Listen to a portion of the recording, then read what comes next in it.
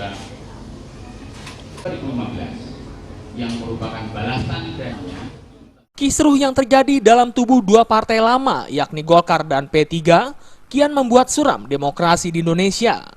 Kedua partai besar tersebut terpecah dalam dua versi yang menginginkan posisi ketua umum. Tentu saja hal ini membuat keresahan dalam masyarakat. Bahkan tidak mungkin berpotensi menimbulkan gejolak sosial yang ada. Direktur Riset Polmark Indonesia, Bambang Subiantoro, berharap agar masalah tersebut dapat terselesaikan. Jika tidak, maka akan menghambat agenda dan kerja politik berikutnya.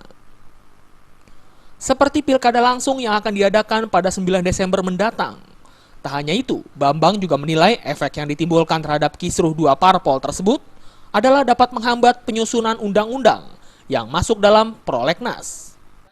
Internal partai politik itu sendiri, saya bilangnya itu karena memang konflik yang terjadi di P3 dianggap konflik maupun di Golkar itu bukan hanya sekali ini aja. Saya kira sudah cukup ada beberapa, kalau kita telusuri memang ada beberapa hal yang ya dinamikanya itu muncul. Bahkan dari Golkar sendiri kita ketahui banyak sekali akibat perselisihan pendapat, tafsir dan sebagainya muncul partai-partai baru dilahirkan oleh Golkar. Saya kira itu bagian dari dinamika.